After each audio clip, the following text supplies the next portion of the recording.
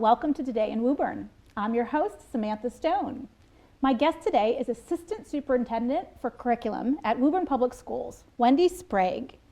Close on the last name? Perfect. Yes, You got it. I'll take it. As a parent of 4 young adults, I'm really excited for us to learn a little bit more about what the Assistant Superintendent role does. I have to admit a little bit of ignorance. I don't know the detail. All right. So thank you for joining me today as we dig in there. Pleasure to be here. Excellent. So why don't we start there? I think a lot of parents like myself don't actually understand the differences between the superintendent's office and the assistant superintendent. And in fact, there's more than one assistant superintendent. You are right? correct, yes. So I'd love to understand in your role for curriculum and instruction, what falls into that? Okay, so a lot of things. The work of the classroom falls into that. So again, curriculum, what the students are learning, instruction, how they're learning it, how teachers are teaching it. All the work that goes into that, not just the planning of the curriculum, but also, you know, the following up on the assessment piece to it, the training for teachers, so professional development, those sorts of things fall into that. And we're very fortunate in the last few years to have changed the administration significantly. So as you mentioned, there's more than one assistant superintendent. There's an assistant superintendent for finance and one for student services. And I have the good fortune of being the curriculum and instruction person, and we have curriculum coordinators who work with me together. We're all over the place, but our main location is at the Joyce in what we fondly call the curriculum pit, because we're down in the basement, and we're all in there together. So it's kind of nice. It brings us together and gives us the opportunity to talk with each other and share our backgrounds and our experience, our expertise, and ask questions and see how we can support one another and work to benefit the students. I love it. When you say pit, I have very specific images in my head. Yep. No lights, you know, sort of sharing Well, space. no, there are lights. There are very nice desks and bulletin boards and books and more books and manipulatives, and we have little robots and all kinds of materials that we're bringing in and incorporating into the instruction that happens day to day in the classrooms. I love it. Your curriculum coordinators, are they by school, by area of expertise? How does that work? So we have one elementary curriculum coordinator who currently covers all of the academic areas at the elementary level, and she is directly supported by 2 STEM coaches, to be science, technology, engineering, and math. And so they help at the elementary level. One of them is assigned K to 2, and the other is assigned 3 to 5. But again, there's constant collaboration that goes on. They're able to support teachers with a newer program that we brought on about 2.5 years ago. So they've been working through that. In addition to that, they've also started coaching cycles. So they, on a volunteer basis, teachers will have one of the coaches come in and work with them and make a plan, and they'll do observations with each other, and sometimes the coaches teach and sometimes the teachers teach, and they do feedback. And it's a really nice opportunity for teachers to be reflective on their practice and to be able to improve what it is that they do and learn new ways to do it. I can speak for myself. It's been many years since I was initially taught to teach in the classroom and actually taught in the classroom as my primary role. So there's always new things and new research that teaches us different ways to do it. So it may not be necessarily the perfect way, but it's different, and research often supports and says that, those new strategies are definitely worth a try. And it's difficult alone in a classroom to say, oh, I'm going to change exactly what I do, because it's not that easy to change sometimes. And you need to see it in action. You need to be able to talk it through and work through a glitch that you might come to, whether it be in the planning stage or actually the implementation of that instructional practice.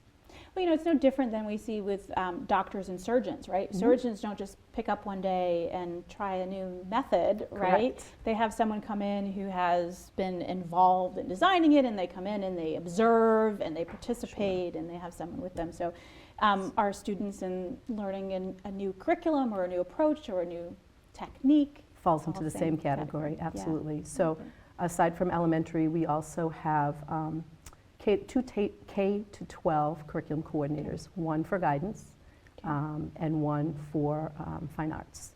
So they're K to 12, and they've they've done a lot of work. Over the past several years, we've been able to add adjustment counselors to all of our schools, which has been it's been such a positive thing and supports everyone, students, staff, administrators alike. You know, to help children deal with life, the issues that come up and the things they bring to school and need to deal with. They're able to support teachers as they work so closely with all of those students. It's been a very nice positive change, and to have that person in that position to be able to do that role and coordinate everything for training for people, reaching out to parents when they have more questions. It's all been very positive. As far as fine arts, we had the opportunity to add to our music and art at the elementary level, so students are receiving that every week now, and that builds upon those pieces there, which is nice. And there's been very positive reaction when I've been out in the school, most recently for the holiday shows, parents and speaking with parents, you know, and they're saying, oh, my son's favorite class is to go to music, and you know, he just loves the new music teacher, and it's just, he gets up with a smile on his face because he knows he has music that day. Or, you know, art, same thing, like I hear the same thing. So it's really nice to be able to provide that for all of our students at the elementary level.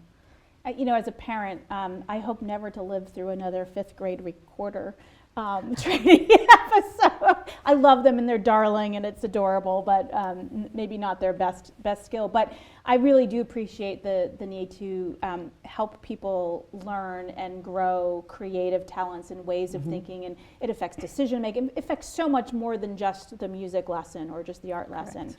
One of the things I know we've been trying to do more of is to integrate some of those things, not just at music class or at science class, but integrate those into the other lessons and things. Can you tell us a little bit about the progress we've made there and things that you think we should be doing as parents to reinforce that?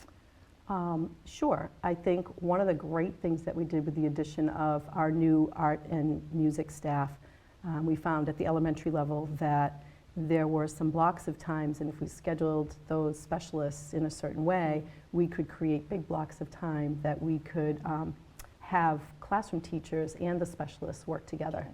And we call that the connection block. So I don't know that any student will come home and go, oh, I went to the connection block today, but they might. But it's an opportunity for the specialists to expand their instruction in their specific area and connect it to the curriculum within the classroom.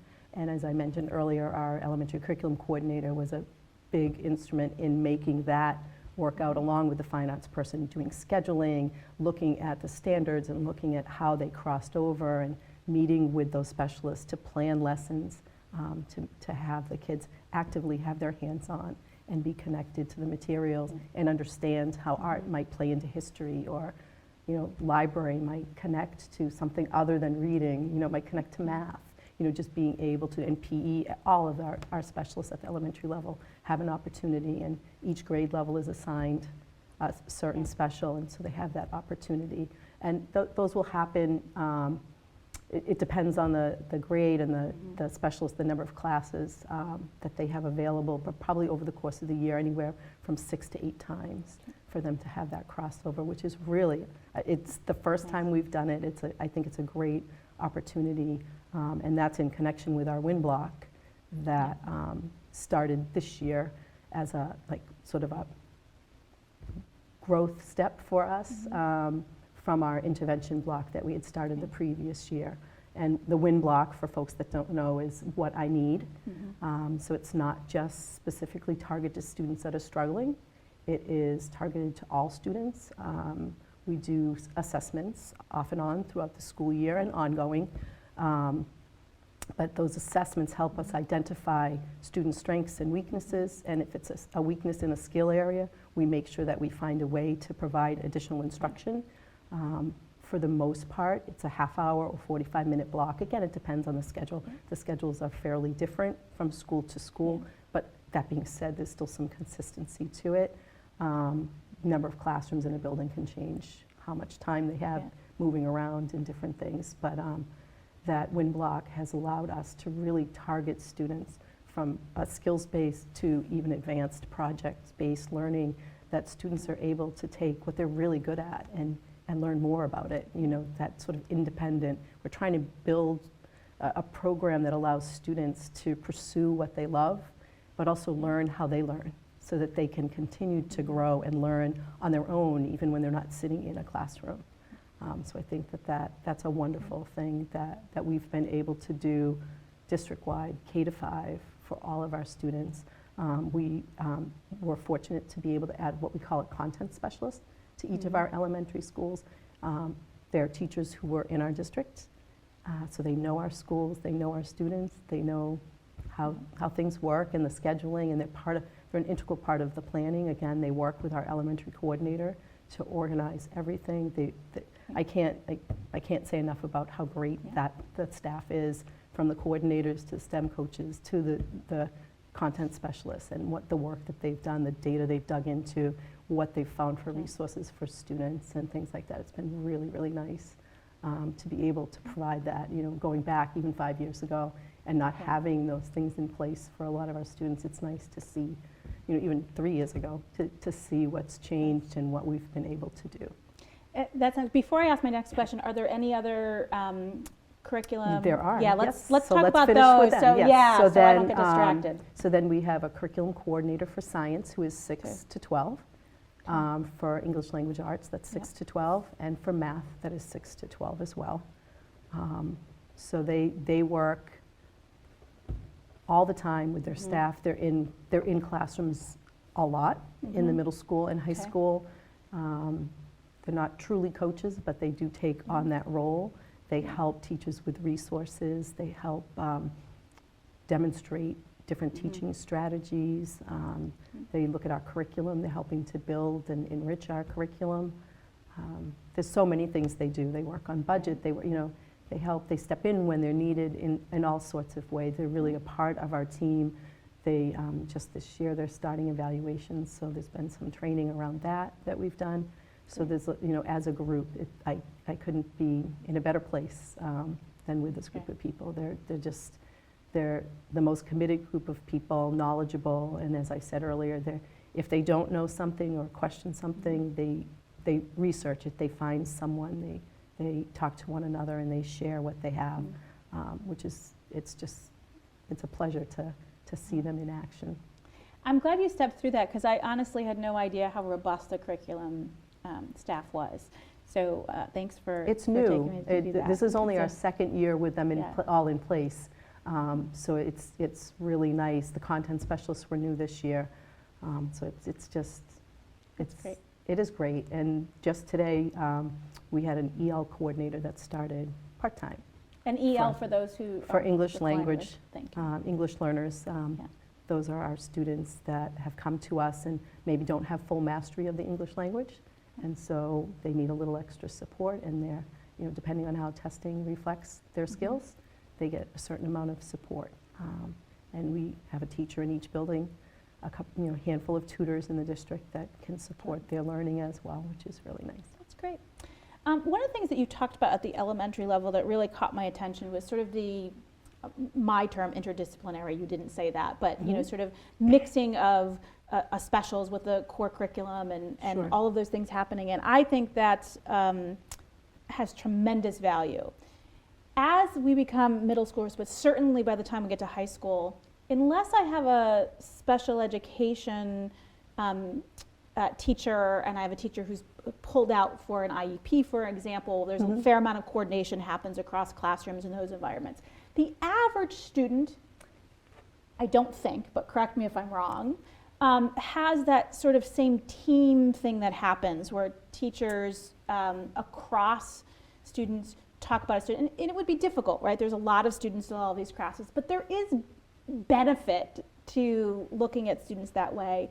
What can, first of all, am I correct that does not exist? Because I might be wrong. That the group doesn't exist? So at the middle schools, there is a team approach. So students are assigned to a team, and depending on the grade and the grouping, it could be a 2-person team or a 3-person team. More likely, it will be a 4-person team, especially in 7th and 8th grade. And that team approach, as you said, it's very beneficial because it takes what could be a large group of students that might just go class to class and makes them if it's a 4-person team, then that's the basis of their Okay. team. So those 4 people, those 4 adults are the main folks that the children see every day. So they get to know who they are, they get to see who they are, and they get to understand their needs, and just build that bond, that relationship.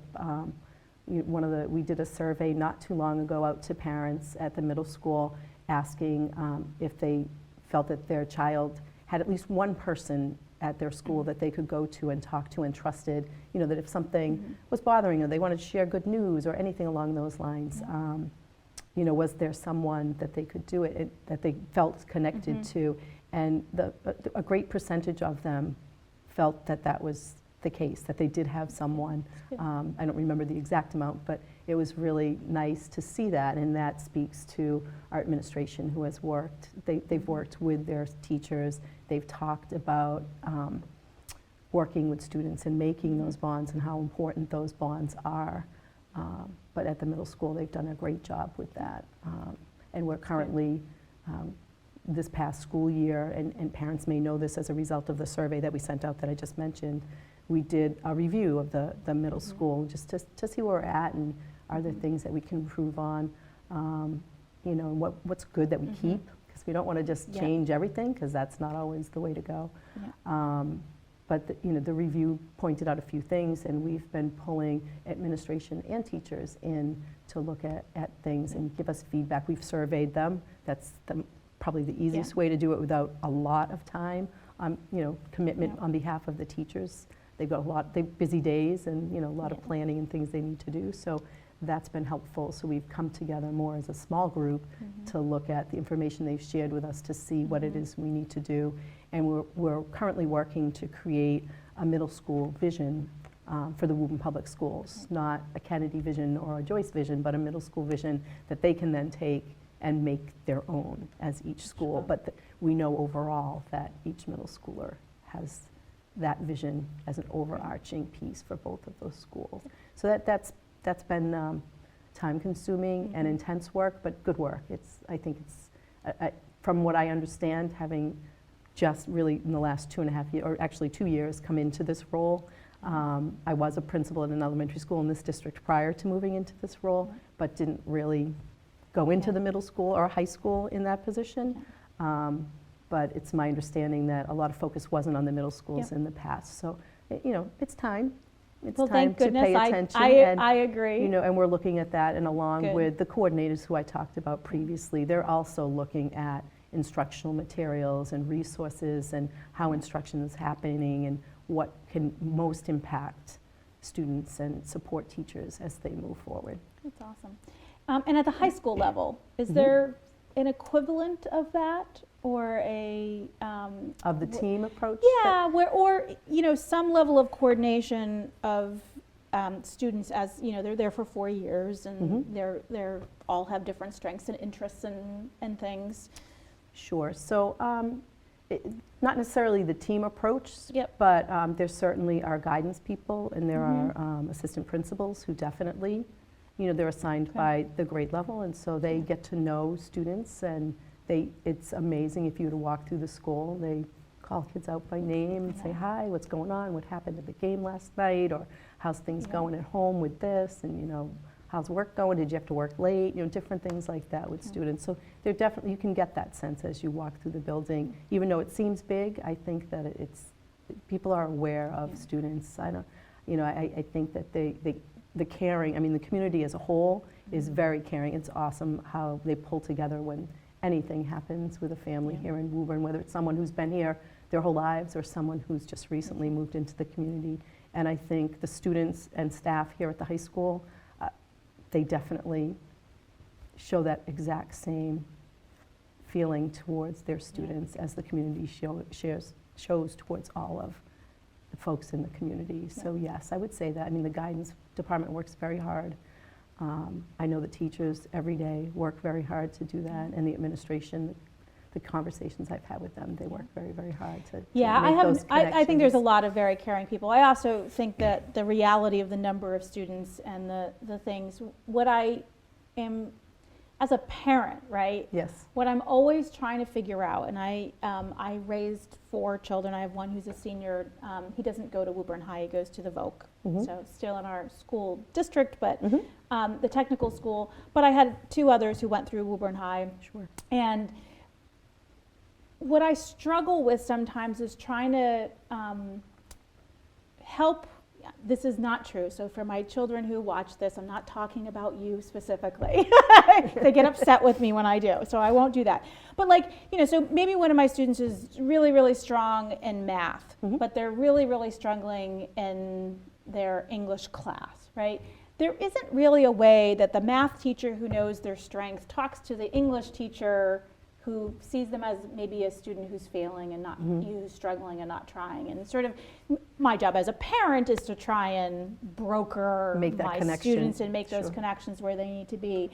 But I don't always know how to do that in high school. I always say that I probably, if I were to grade myself, I would probably give myself a C at best. I don't think I did a very good job of creating the virtual team around my student. I felt very strongly that I did a good job of interjecting when things were going badly, but I didn't do enough to foster strengths and gifts and talents. It'd be sort of the just get through the class, right? Kind of thing. And I think that, that's partly on me, but I would love to help our audience understand, are there more things that we can do to support curriculum at home, to understand what it is, particularly at the older level. I think elementary, we get a lot of communications with teachers. They have smaller classrooms.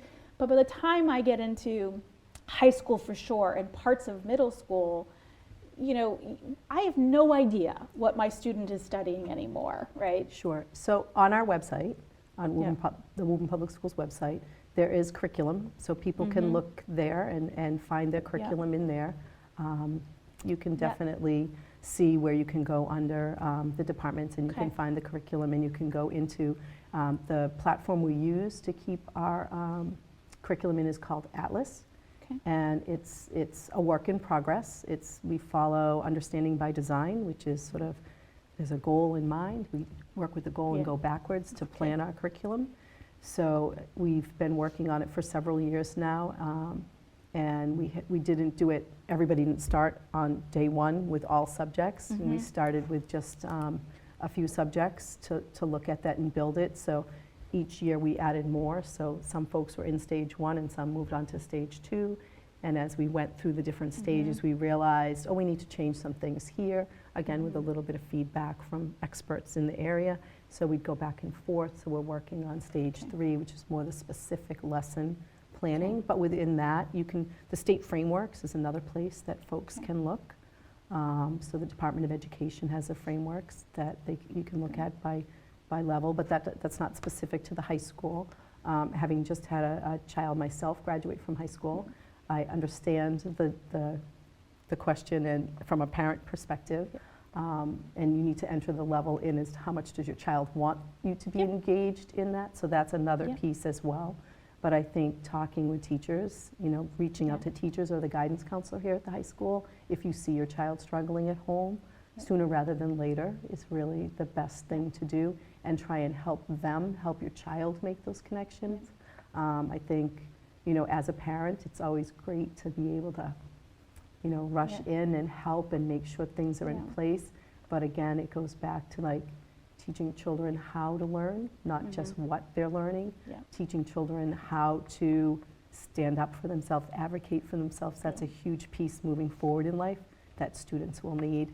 When they go on to college or careers, anywhere, you don't want them just to be like, yes, I'll do that, yes. It's like, you asked me to do this, can you explain why? You want them to be able to be engaged in what they do and not just be doing what they're told to do.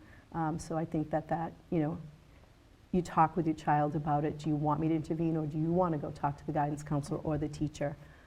Or is there someone, as we spoke about, at the middle school, looking at, is there a trusted adult at the high school that you can go to? Maybe it isn't the math teacher or the English teacher. Maybe it's someone else, but they might be able to work. But, help your child advocate for themselves. I think that's one of the best things as parents that we can do, because when they do go to college, they need to do that. colleges don't take calls from moms and dads that want to step in for a Some class. do. Some do, but not a lot. Not at the teacher level, Correct. for sure. Certainly not Right, at the class right, level, for yes. sure. No, You can- definitely any not. financial stuff, they're willing to Yeah, talk to you. they talk to you a lot about Yeah. the tuition, right, and the Correct. bills. But no, I think teaching, that's good guidance for parents of older students to understand sort of what that line should be. One of the other things that I'm sure is a balance for your team and the work that you do is balancing consistency of curriculum across schools, across specific functions, like so history, we all teach a certain set of things, right? Mhm. But also providing teachers some flexibility for their own Absolutely. styles, to address needs that are specific to their students, to address things that might just come up in the course of a day, something that happened in the town, in the neighborhood, or in the world at large. How do you find that balance? Well, I think it's just what you said. You know, Yeah. it's like we do have standards that we need to meet. We Yeah. do have our curriculum that's mapped Yeah. out, so teachers have a sense of where they need to go. Yeah. But the curriculum isn't mapped out like at this hour on this day you're doing Right. this. It's up to the teacher. The teacher has at hand Yeah. what they need to teach, and as a professional, they look at what they need to teach and decide Yeah. how and when. And you know, they might ask for suggestions for resources, but they might have the resources. You know, and they're able to demonstrate that their students are learning it in the manner they're teaching it, and Mhm.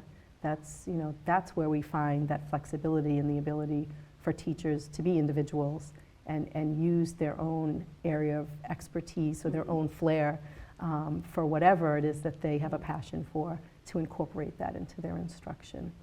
Great. To go back to the high school just for a moment, we do have, I don't know if the audience is aware, that we were awarded a grant. Back in April, we were awarded a Pathways Planning Grant through the Department of Education. We have since been awarded the sort of the follow-up piece to that, which has allowed us to work. Our science curriculum coordinator has been working to write these grants and put things in place. Okay. But there's one of the pathways is a bioengineering, and the other is a manufacturing pathway, and that brings into play many different businesses and different corporations and individuals that help to enrich our programming here. It gives students an opportunity to select different pathways. So the manufacturing pathway, while it sounds like, you know, like it means you're going to go and get a job, it may mean that. And that might be the option that the child chooses for them. But the courses that are offered through each of these pathways allows them to make a decision to go on to college or go right into the workforce. It's not, it doesn't hinder them one way or the other. So it's a great opportunity, and there's been some wonderful courses that are being offered now and will be added, some added for students to be able to follow those. I think which is those are really good. wonderful additions. I'm really excited to hear that. And sometimes it's not about college or not college, it's about how I learn. Correct. One of my students is a total hands-on learner. I told you he went to the Voc, and part of why he did that is because he is very interested in science, but he needs to touch and feel things, and that's how he learns. And in metal fabrication, the chemistry that he has learned, and the science that he has learned, and the thermodynamics, like all these things that never in a million years would I have associated with the skill that he is also taking, have prepared him for whatever he chooses to do afterwards. So I'm thrilled to hear that the high school is going after some of these innovative ways. A lot more to- hands-on. Yeah, Yes. it's great. This year, at this time last year, the science coordinator was planning for a forensics class, and they talked great. about, you know, we'll open one section and we'll see how it goes. Well, so many students were interested. Right. They did trying to think of what they called it. I can't off the top of my head remember, but sort of like come and try it out. So they did, for the new classes Yeah. they were offering, so kids came, tried it out. They had to open 3 sections of forensics. Fabulous. Because there was such an interest in it, but as you said, it's that hands-on, and so it seems like, oh, you're doing this, but at the same time, there's still research that needs to be done in Sure. reading and investigation and write-up of reports, and so you're infusing a lot of different content skills to pull it all together. So those are opportunities, and those are things that are being expanded. There's also the possibility that some of that work can move down to the middle school. Exciting. we're just getting off the ground with it, Yeah. so we don't want to go. We'll hope and we'll dream. Well, yeah, we can hope and dream. I think it will happen. I don't, Yeah. it's more of a planning and a goal setting, from Yeah. my perspective. That's great. So there's some great things that are happening all the way K to 12. I think it's very that's exciting. great. I love it. I have one more question for you before we wrap up. And this is something as a parent I struggled with tremendously. So I selfishly get to ask the questions that, That you wanted to. that I want to, right? But I think a lot of families struggle with this. My students who have to take finals and to learn how to study. So not the discipline, I need to learn how to do Sure. math this, or I need to learn these history facts. Those are things that I think are well understood, but I don't know that all of the students know how to study. So they, end up, whether they're working and having to do a long-term project Sure. at work, or whether they're going to college and they're now into these, finals and mid-years at a different level. What can we do as parents to help our students learn how to prepare for these things Sure. and reinforce what's happening in the classroom to teach them that today? Sure. I think, I would never expect a parent to become the teacher. That would not be our expectation. The support piece from parents to show your child that you're interested in what it is they're learning. Yeah. Have them talk to you about it, because the more they talk to you about it, the more they either understand it or realize they need to learn more about something. I think one of the biggest pieces that will help long term is sort of time management and organization, how to prioritize things. So at home, when you have a child that comes home and goes, oh, I can't do any of it, it's too hard, it's overwhelming, to take, show me what you need to do, what's overwhelming, what's the hardest thing you need to do, and so if there's 3 things, if we can only get one thing done, what one thing do you think is most important to do? And leave it for them to decide, not, and if that consistently happens, then my recommendation would be talk with a teacher. Again, talk with the guidance counselor, say, they're overwhelmed by this, can you spend time with them? Is there any time they can come back and meet with you to talk about it, or that you can work with them? But that sort of knowing how to prioritize, understand what time you have available to you, and just organizing your work in such a way. And procrastination is something that we all tend to fall into from time to time, but sometimes students get overwhelmed because they're taking so many courses that they put it off, and then everything's due all at once. So again, that time management piece, I think, is truly essential. Yeah, great advice. Thank you so much. Really appreciate welcome. it. And thank you to all of you for listening. This has been some really valuable insights about the schools, and particularly about how parents can navigate all the many things that our students are going through, whether they're in kindergarten, they're in middle school, or in high school. The role we play changes, as Wendy has described for us. Thank you, Woburn, for tuning in, and thank you for that wonderful advice. Thank you.